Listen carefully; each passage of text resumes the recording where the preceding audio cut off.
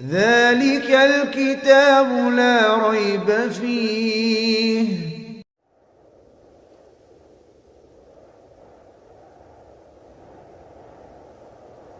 يا أيها الناس قد جاءكم برهان من ربكم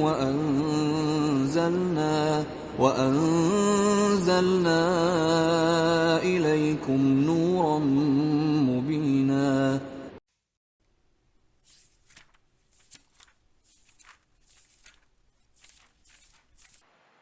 إنه لقرآن كريم.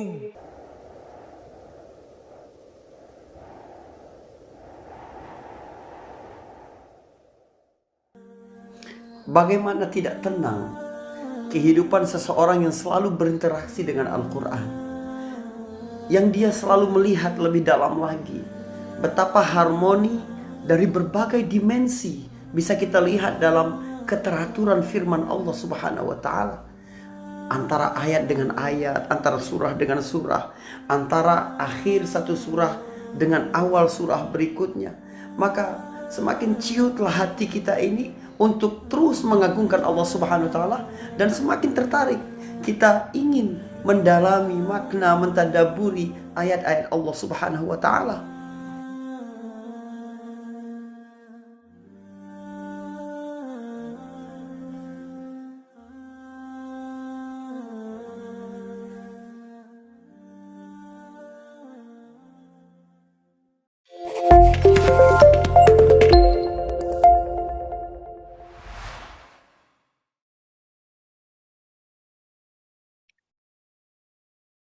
Bismillahirrahmanirrahim. Assalamualaikum warahmatullahi wabarakatuh. Alhamdulillah, nahmaduhu wa nasta'inuhu wa nastaghfiruh wa na'udzu billahi min syururi anfusina wa sayyiati a'malina. May yahdihillahu fala mudilla lahu wa may yudlil fala hadiya lahu. Asyhadu an la ilaha illallah wahdahu la syarika lahu wa asyhadu anna Muhammadan 'abduhu wa rasuluh. Allahumma shalli wa sallim wa barik 'ala nabiyil huda wa 'ala alihi wa ashabihi wa man walah, amma ba'd.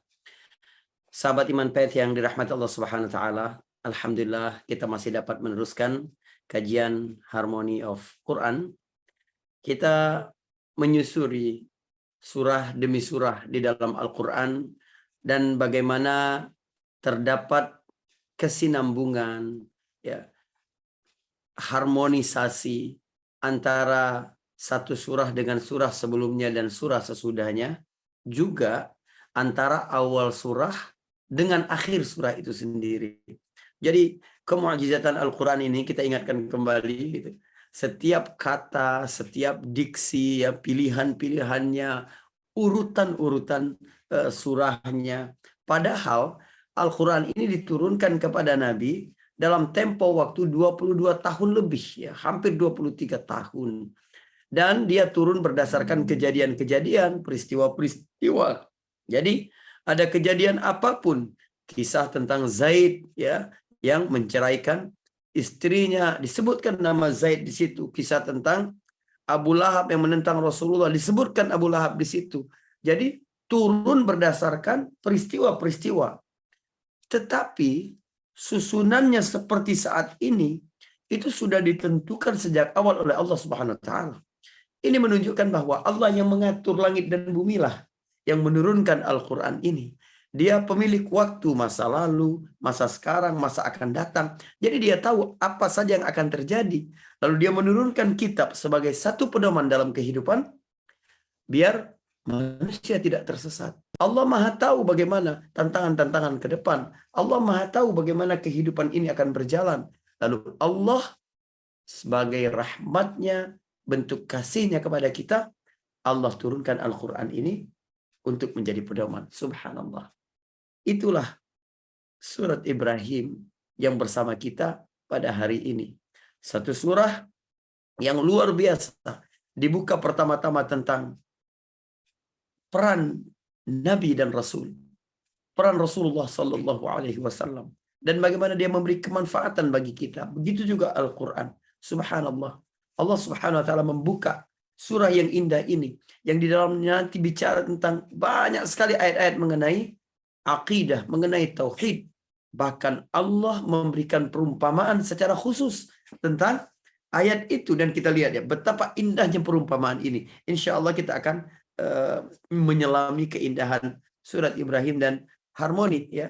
Kita fokus kepada bagaimana hubungannya dengan surah sebelumnya, surah setelahnya, juga antar awal surah dengan akhir surah. Allah membuka surat Ibrahim ini bismillahirrahmanirrahim. Alif lam ra kitabun anzalnahu ilaika litukhrijan nasa minadh dhulumati ilan nur biizni rabbihim ila siratil azizil hamid. Allahul ladzi lahu ma fis samawati wa ma fil ard wailul lil kafirin min adzabin syadid alladzina yastahibbuna al hayata ad-dunya 'ala al-akhirah wa yasudduna 'an sabilillah wa yabghunaha 'iwaja ulaika fi dhalalin ba'id. Subhanallah, teman-teman yang dirahmati Allah Subhanahu wa taala,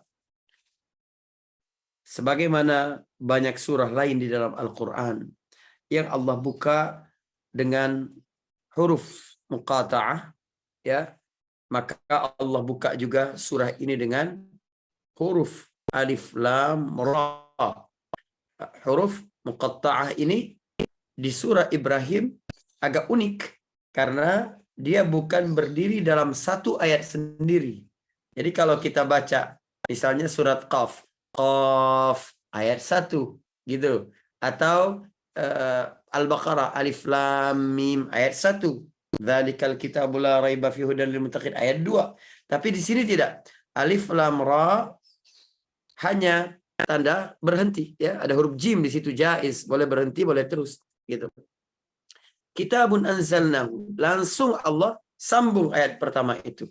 Teman-teman sekalian, Allah membuka ya dengan memberitahu kita, kitab ini, Al-Quran ini kami turunkan kepadamu Muhammad agar engkau mengeluarkan manusia dari kegelapan kepada cahaya dengan izin Tuhan mereka ya, kepada menuju jalan Tuhan yang maha perkasa lagi maha terpuji. Beginilah Allah membuka surat Ibrahim setelah Allah menutup surat Ar-Ra'd yang terdapat sebelumnya dengan ayat wa yaqulul ladzina kafaru lasta mursala qul kafa billahi syahidan baini wa bainakum wa man indahu ilmul ghaib, ilmul kitab. Dan orang-orang kafir itu berkata, engkau Muhammad bukanlah seorang rasul. Katakanlah, cukuplah Allah dan orang-orang yang menguasai ilmu Alkitab menjadi saksi antara aku dan kamu. Teman-teman yang dirahmati Allah Subhanahu wa taala, orang-orang kafir ini berusaha menjauhkan Nabi Shallallahu Alaihi Wasallam untuk tidak diakui sebagai seorang rasul. Di ayat lain misalnya mereka protes, laula nuzzila hadzal Qur'an ala rajulin minal qaryataini 'azim. Kalau sekiranya Quran ini harus diturunkan, harusnya kepada dua tokoh dari dua kota besar, Mekah dan Taif ya. Harusnya begitu. Tapi kenapa diturunkan kepada Muhammad, pemuda biasa sekali gitu, anak seorang laki-laki yang sangat biasa. Dia makan makanan seperti kita, dia berjalan di pasar, maksudnya berjualan gitu. Nah, jadi pada kata lasta mursala, perkataan orang kafir, kamu bukanlah rasul yang diutus. Ini memberi kesan bahwa orang-orang kafir itu percaya akan qadhiyah kenabian. Jadi mereka percaya ada nabi yang diutus oleh Allah Subhanahu wa taala. Tetapi mereka berusaha menjauhkan status Muhammad sebagai rasul.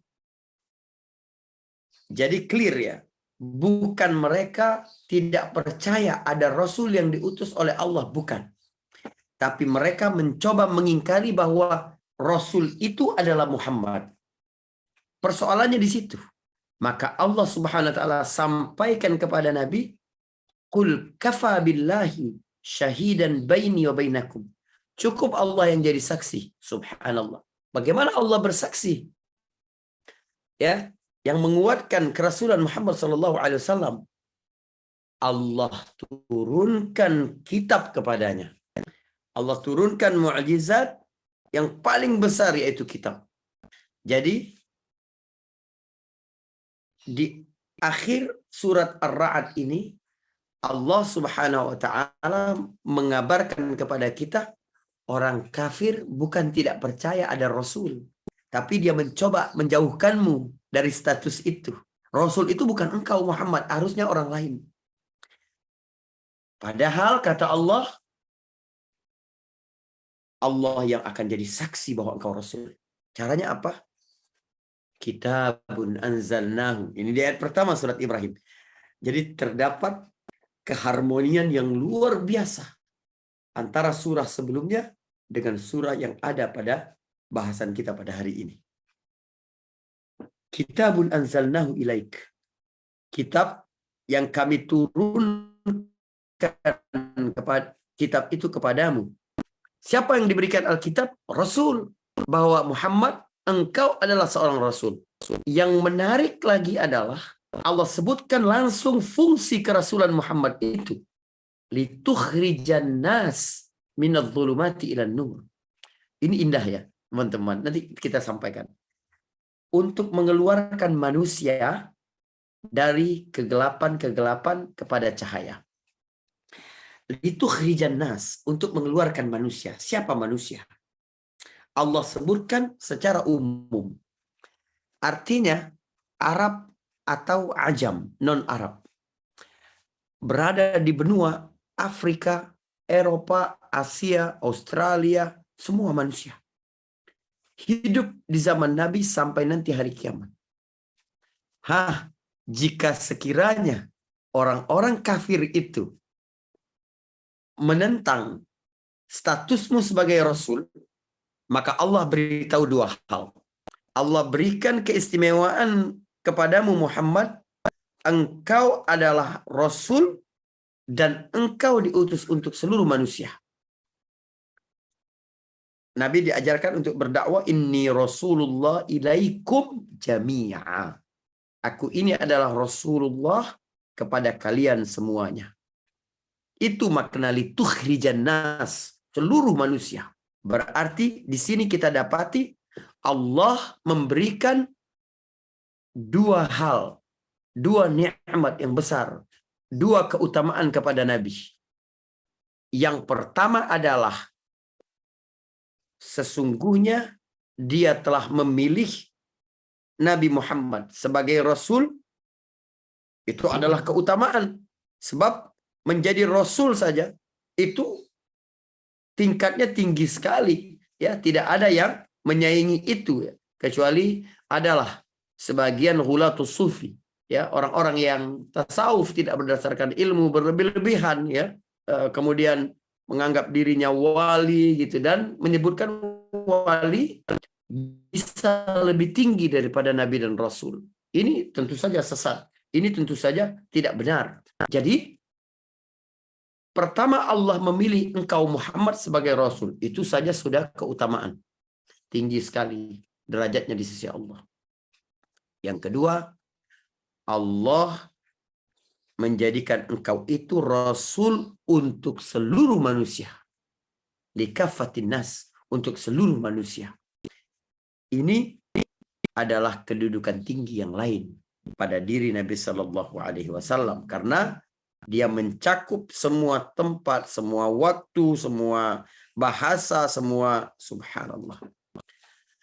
Litukhrijan nas, manusia seluruhnya, ya. Nah, jadi untuk apa? Mengeluarkan mereka dari mana ke mana? Minadh-dhulumati ilan nur, dari kegelapan-kegelapan kepada cahaya. Setiap sesuatu itu ada lawan katanya. Ini Allah menjaga keseimbangan dalam hidup. Jadi lawan kata gelap adalah cahaya, terang. Yang menarik adalah kata gelap di dalam Al-Quran digunakan bentuk plural, bentuk jamak. Sementara kata cahaya, nur, menggunakan bentuk tunggal. Padahal kalau dalam timbangan bahasa normal, harusnya ayat ini berbunyi litukhrijan nasa minadh-dhulumati ilal anwar, dari banyak kegelapan kepada banyak cahaya terang. Atau dalam bentuk tunggal semuanya, ya, minadh-dhulmi ila an-nur. Tapi ini tidak. Allah gunakan bentuk plural untuk kegelapan, Allah gunakan bentuk tunggal untuk cahaya. Sebab kebenaran itu satu. Kesesatan itu banyak. Kegelapan-kegelapan itu banyak.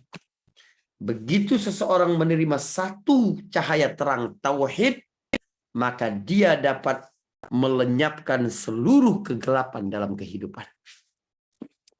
Kegelapan kebodohan, obatnya satu tauhid. Kegelapan kesyirikan, obatnya satu tauhid. Kegelapan sikap ragu, keraguan, cahaya tauhid yang melenyapkannya. Kegelapan apalagi batil, akan dilihat cahaya hak dari tauhid. Jadi kita diperintahkan oleh Allah Subhanahu wa taala untuk mengikuti jalan Rasul, sebab hanya satu jalan kebenaran. Tapi kegelapan-kegelapan banyak sekali. Kamu mau ikut mana ini? Sistem ekonomimu, mau ikut timur, ikut barat, ikut utara, ikut selatan, ikut negara ini, ikut sistem ini, ikut ini. Kata Allah, ada yang terang dalam kehidupan kamu. Sistem ekonomi yang sesuai dengan aturan tauhid, yang sesuai dengan aturan agama ini, yang sesuai dengan aturan Allah Subhanahu wa taala. Begitu juga sistem politik, sosial, ya, masyarakat, keluarga, pendidikan. Kamu akan dapati dari banyak hal. Tapi kalau itu bertentangan dengan cahaya Allah, maka dia adalah kegelapan. Maka dia adalah kegelapan. Dan lihat, Allah mengumpamakan kesyirikan, kebatilan, ya, keraguan, kesesatan dengan sebutan gelap. Kenapa? Sebab apa yang terjadi kalau kita berada di dalam gelap? Pertama, kita tidak tahu tujuan. Ini menarik ya. Al-Quran ketika menyebutkan perumpamaan itu benar-benar gak bisa dibantah lagi. Jadi perumpamaan kan di dalam Al-Quran Allah gunakan untuk menyebut sesuatu yang ma'nawi, sesuatu yang immaterial, menjadi bayangan material dalam pikiran kita biar kita paham. Kesesatan sifatnya abstrak. Hidayah sifatnya abstrak. Allah beri perumpamaan yang dapat engkau jangkau dengan inderamu, dengan sesuatu yang konkret. Allah sebutkan kesyirikan, Allah sebutkan kebatilan, Allah sebutkan keraguan, Allah sebutkan kesesatan dengan sebutan kegelapan. Biar kita langsung terbayang, gelap. Apa yang kita bayangkan tentang gelap? Orang berada dalam gelap itu berada dalam keadaan takut. Takut ada bahaya di sekitarnya, dia tidak bisa lihat. Tapi kalau engkau mendekati cahaya agama, hidupmu terang di bawah cahaya tauhid, kamu gak ada rasa takut. Kamu bisa melihat yang datang kepadamu. Dalam gelap apa yang terjadi? Kita tidak tahu tujuan. Ya Allah, saudaraku, yang membuat letih kehidupan ini adalah kita tidak tahu tujuan. Bagaimana mungkin kita akan memimpin, menjadi khalifah, Bahkan memimpin unit-unit terkecil dalam kehidupan keluarga kita. Atau istri kita aja, satu orang. Kalau kita berada dalam kegelapan. Tauhid ini sumber-sumber leadership. Pelajaran-pelajaran tentang leadership dalam kehidupan. Pelajaran-pelajaran tentang strategi. Pelajaran-pelajaran tentang bagaimana berjalan, mempengaruhi orang lain, mengajak, menjadi pelaku kebaikan dan pelopor kebaikan. Zulumat.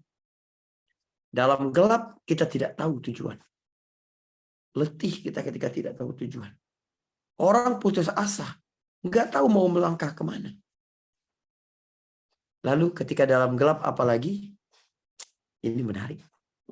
Allah gunakan kata gelap ini luas sekali pemahamannya. Allah sampaikan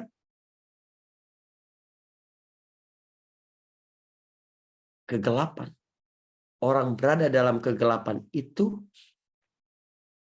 akan saling bertabrakan. Kejedot.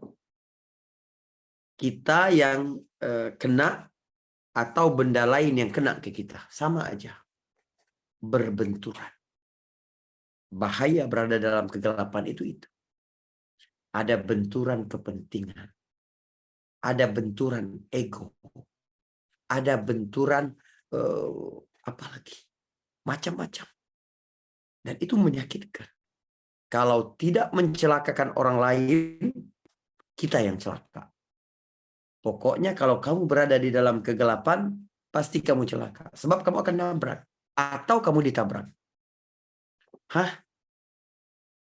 Tugas Nabi mengeluarkan manusia dari kegelapan-kegelapan sehingga mereka tidak berbenturan, tahu tujuan, tidak takut, tidak bingung, tahu arah. Ya, ilan nur, kepada cahaya itu.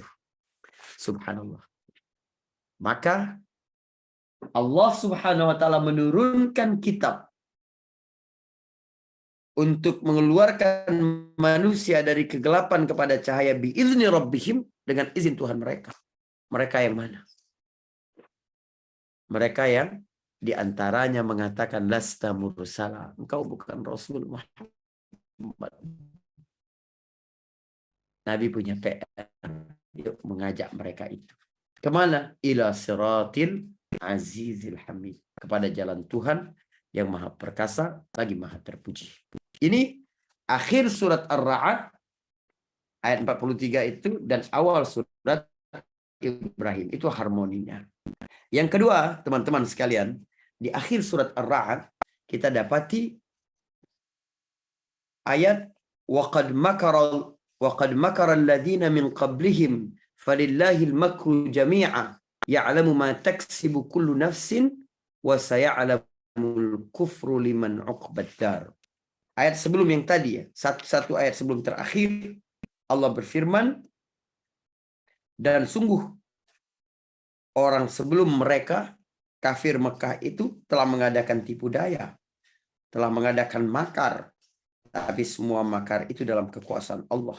Allah mengetahui apa yang diusahakan oleh setiap orang, apa yang dia lakukan Allah tahu, dan orang yang ingkar kepada Tuhan akan mengetahui untuk siapa tempat kesudahan yang baik. Orang-orang yang kafir akan tahu ya untuk siapa kesudahan surga, tempat surga untuk siapa. Di awal surat Ibrahim ayat kedua, jadi tadi ayat 1 punya harmoni ya, kesesuaian dengan ayat terakhir banget. Ayat kedua punya kesesuaian dengan ayat kedua terakhir dari surat Ar-Ra'd. Di ayat kedua Allah berfirman, di ayat ketiga mohon maaf,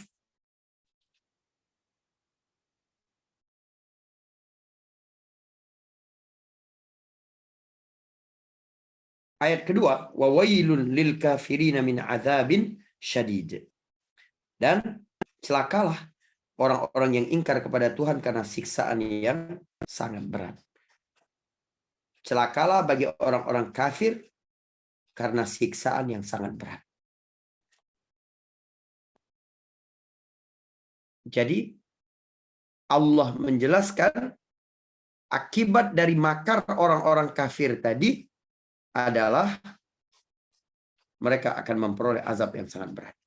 Di akhir surat Ar-Ra'd Allah bicara tentang yang dilakukan oleh orang kafir. Di awal surat Ibrahim Allah bicara tentang akibat atas apa yang mereka lakukan. Baik. Lalu, saudara yang dirahmati Allah Subhanahu wa taala, sekarang kita akan melihat di antara bentuk keharmonian antara awal surat Ibrahim dengan akhir. Allah berfirman di awal surat Ibrahim tadi, Alif Lam Ra kitabun anzalnahu ilaika. Teman-teman di rumah buka mushafnya ya, surah ke-14. Litukhrijan nasa minadh dhulumati ilan nur biizni rabbihim ila siratil azizil hamid. Allahul ladzi lahu ma fis samawati wa ma fil ard wa wailul lil kafirin min adzabin syadid. Di akhir surat Ibrahim, coba buka ayat ke-52, Allah Subhanahu wa taala berfirman, hadza balaghun linnas wal yunziru bihi. Hadza balaghun linnasi wal yunziru bihi wal ya'lamu annama huwa ilahu wahid wal yadhakkara ulul albab. Lihat ya. Di awal surah Allah berkata bahwa tugas Nabi Shallallahu Alaihi Wasallam adalah untuk mengeluarkan manusia dari kegelapan-kegelapan kepada cahaya. Di akhir surah Allah berkata, hadza balaghun linnas. Dan Al-Quran ini adalah penjelasan yang sempurna bagi manusia. Di mana letak harmoninya? Pertama, di awal surah Allah tegaskan bahwa Muhammad, engkau memiliki misi untuk seluruh manusia. Begitu juga di akhir surah kembali Allah tegaskan balaghun linnas, ya, penjelasan bagi seluruh manusia. Yang kedua, balagh di situ, penjelasan di situ maksudnya adalah Al-Quran. Alat untuk mengeluarkan manusia, tools yang dapat memindahkan manusia daripada kegelapan kepada cahaya adalah Al-Quran. Subhanallah. Ya, ini yang pertama. Bagaimana fungsi Al-Quran ini sangat besar dalam kehidupan. Saudaraku, jangan pernah mengambil jarak antara kehidupanmu dengan Al-Quran, kecuali kehidupanmu menjadi gelap. Seberapa terang kehidupan, jalan kehidupan seseorang, tergantung seberapa dekat dirinya dengan Al-Quran. Perhatikan, seberapa terang jalan kehidupan dirimu, tergantung seberapa dekat dirimu dengan Al-Quran. Jadi, semakin menjauh, semakin buram, semakin gelap, semakin remang, jauh, semakin jauh seorang dari Al-Quran, semakin dia berada dalam kebingungan, ketakutan, berbenturan, tidak tahu tujuan. Karena apa? Karena jauh dari Al-Quran. Orang Barat, ya, orang-orang kafir maksudnya, orang-orang kafir, ya, tidak kenal Al-Quran. Mungkin dia bisa bangun banyak, dia bisa bikin makar apa saja, dia bisa, tapi kehidupannya pasti tidak ada tujuan. Tujuannya berputar-putar seputar hanya sekedar memuaskan dirinya saja. Karena dia nggak tahu, dia nggak kelihatan. Titik tujuan jauh itu nggak kelihatan karena gelap. Lalu mereka pasti akan berbenturan satu sama lain. Dalam hidup mereka, dirinya dan hatinya, akalnya dan hatinya, keinginannya dan akalnya selalu berbenturan. Sebab apa? Sebab gelap. Kenapa gelap? Sebab jauh dari Al-Quran. Allah sampaikan di sini, tugas Nabi mengeluarkan manusia dari kegelapan kepada cahaya. Allah sebutkan, medianya adalah Al-Quran. Subhanallah. Lalu keharmonian yang kedua antara awal surat Ibrahim dengan akhir surat Ibrahim adalah di awal surat Ibrahim Allah berfirman bahwa Dia memiliki langit dan bumi. Ya, di ayat kedua itu Allahilladzi lahu ma fis samawati wa ma fil ard. Allah yang memiliki apa yang di langit dan apa yang di bumi. Di akhir surat Ibrahim Allah Subhanahu wa taala berfirman waliya'lamu annama huwa ilahun wahid, dan agar mereka tahu bahwa Dia adalah Tuhan yang Maha Esa. Ya. Dia adalah Tuhan yang satu. Artinya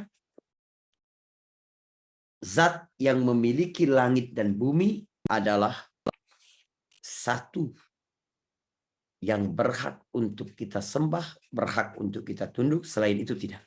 Sebab pemilik segala kerajaan, pemilik segala kontrol bagi alam semesta ini ada pada Allah. Maka kita hanya tunduk kepada Allah Subhanahu wa taala.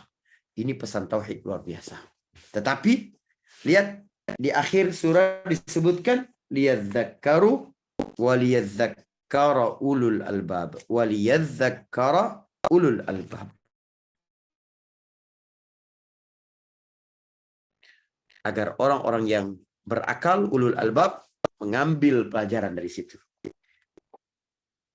Teman-teman sekalian, di awal surat Ibrahim ini Allah menyebutkan langit, bumi, itu ciptaan-ciptaan Allah, ya, yang jauh dari jangkauan kita. Di akhir Allah sebutkan ulul albab, yang dapat melihat segala ayat-ayat Allah di alam semesta ini dan menghubungkannya akan kekuasaan Allah, akan kebesaran Allah, akan keagungan Allah adalah ulul albab. Orang yang berpikir. Jadi ini tentang satu tema besar, ya. Keimanan kepada Allah, keimanan kepada Rasul, keimanan kepada kitab. Ya. Lalu apa lagi?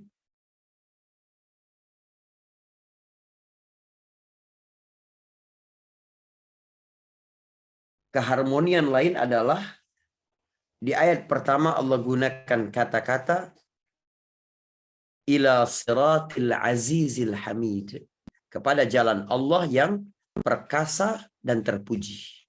Di akhir surat Allah sebutkan bahwa Allah Subhanahu wa taala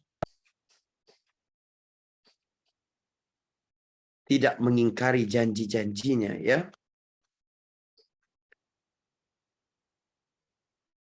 Mulai ayat ke-44. Wa anzirin nas yauma ya'tihimul adzab fayaqulu alladhina zalamu rabbana akhirna ila ajalin qarib, gitu. Bahwa seluruh janji-janji Allah itu pasti Dia akan tepati. Orang yang menepati janji itu, ya, yang menepati janji itu adalah yang terpuji.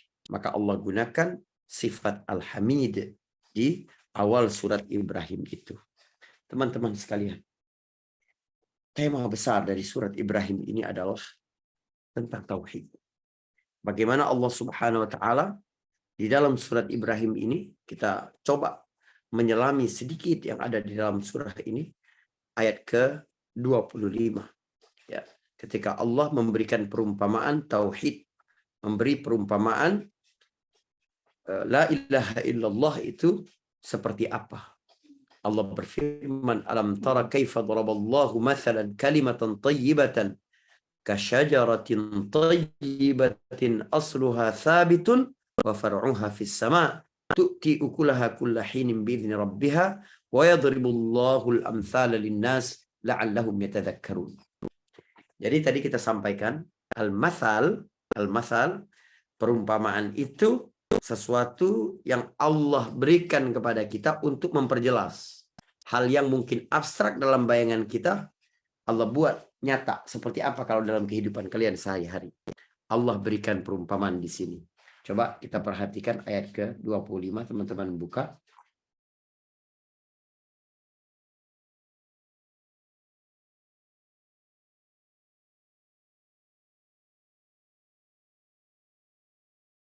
Mana tadi?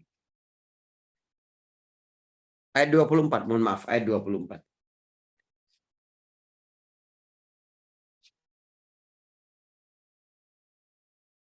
Apakah kamu tidak memperhatikan bagaimana Allah membuat perumpamaan kalimat yang baik?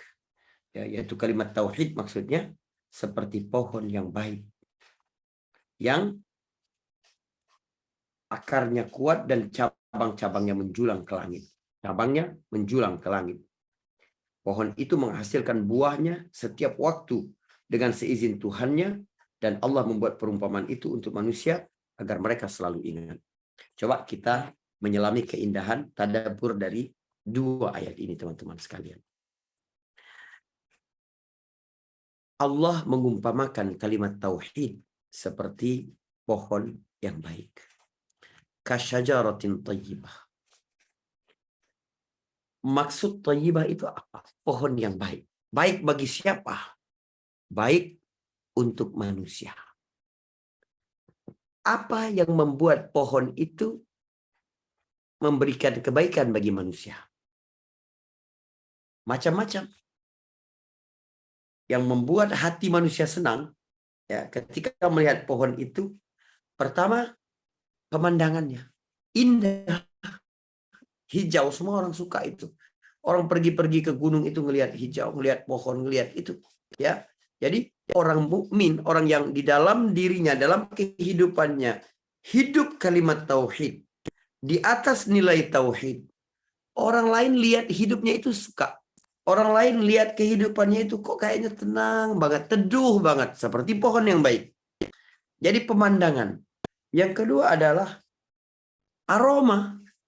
Aroma pohon, aroma buah, aroma bunga gitu ya. Itu juga baik. Gitu. Atau buah.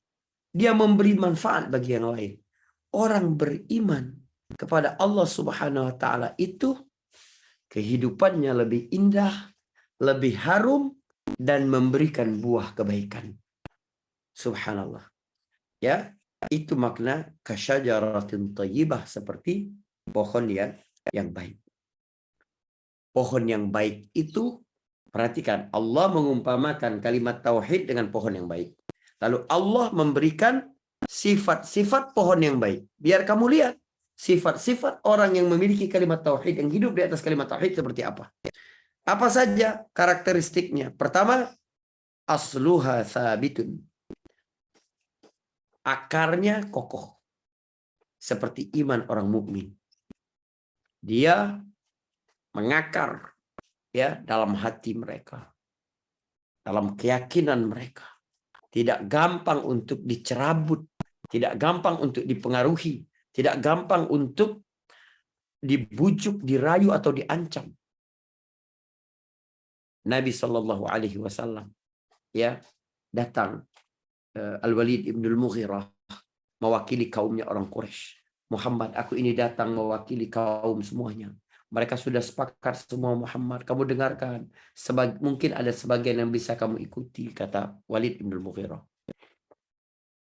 Katakan, kata Nabi, dia bilang, kalau sekiranya engkau ini menginginkan kekayaan, engkau berdakwah ini, mengajak manusia ini, sebenarnya engkau menginginkan kekayaan, kami akan kumpulkan kekayaan orang Quraisy ini untukmu.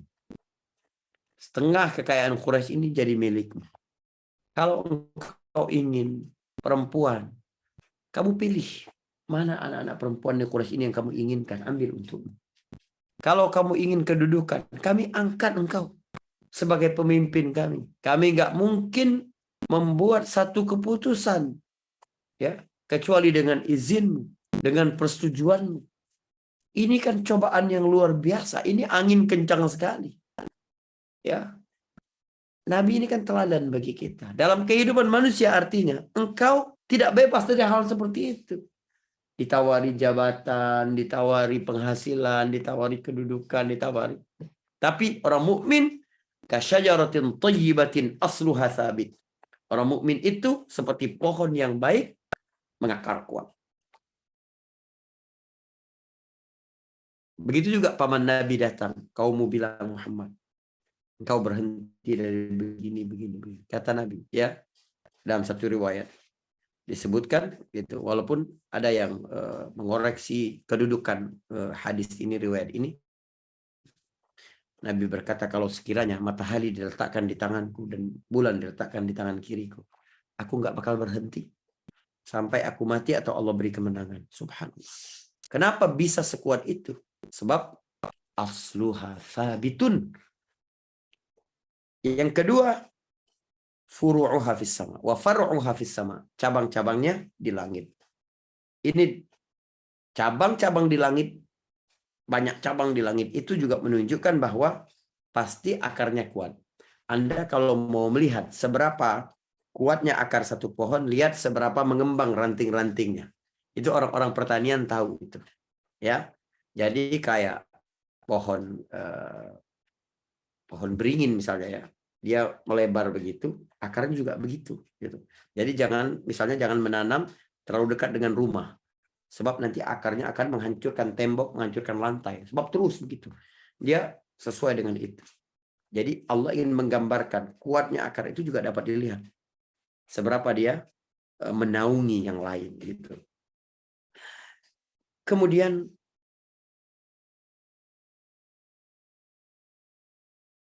apa tadi sifat pohon ini?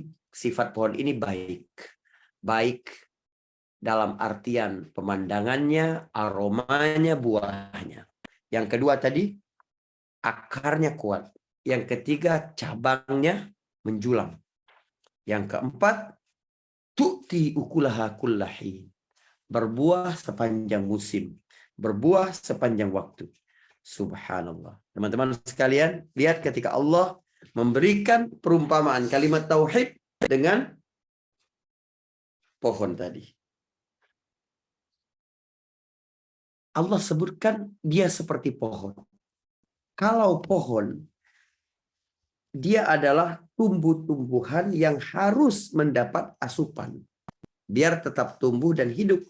Begitu juga tauhid, begitu juga keimanan, harus selalu mendapat asupan. Yang menarik adalah banyaknya buah kemanfaatan, ya kebaikan yang diperlihatkan, yang dirasakan oleh orang lain dari kehidupan orang mukmin, seperti pohon yang memberikan buah yang banyak setiap musim itu karena dua hal. Asluha thabitun wa faruha fis sama. Baru dapat memberi buah, tu'ti ukulaha kullahi. Jadi ada dua syarat nih, kata Al-Quran. Lihat ilmu pengetahuan, lihat mukjizat ilmiah, lihat bahasa yang luar biasa. Akarnya menancap kokoh. Berarti kan dia dapat mengambil bahan-bahan makanan, zat-zat yang ada dalam tanah. Tapi Allah bilang wa faru'aha fis sama, dan cabang-cabangnya di langit menjulang. Baru Allah bilang dia dapat memberi buah.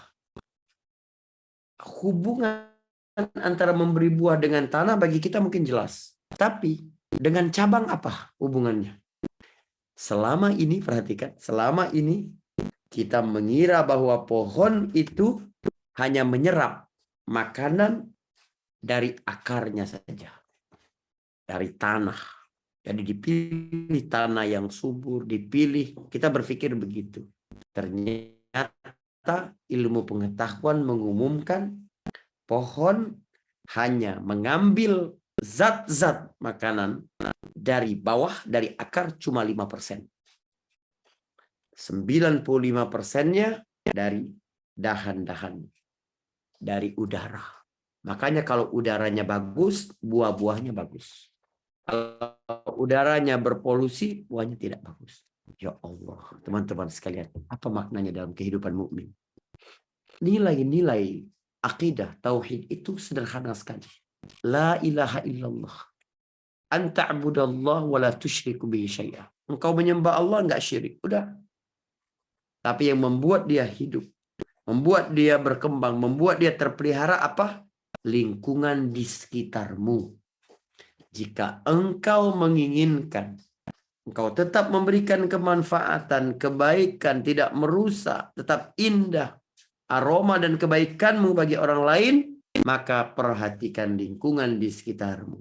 Biar engkau tetap memberi buah-buah kebaikan kepada orang di sekitarmu, kau harus berada dalam circle positif dalam kehidupanmu. Subhanallah, teman-teman sekalian. Ya, saya berpikir begini.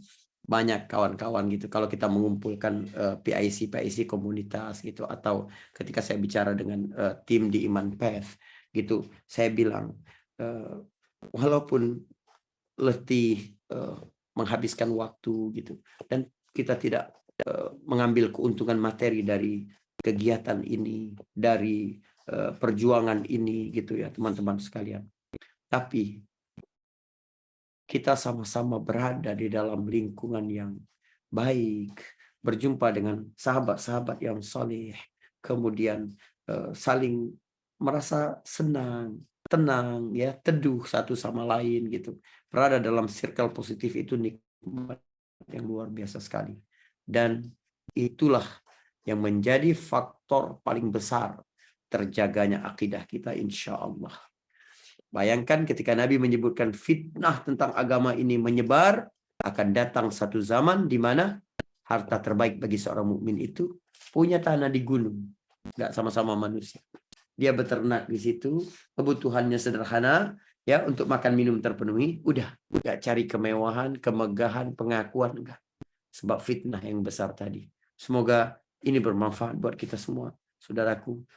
Apabila ada salah saya mohon maaf. Ya, billahi taufiq wal hidayah. Assalamualaikum warahmatullahi wabarakatuh.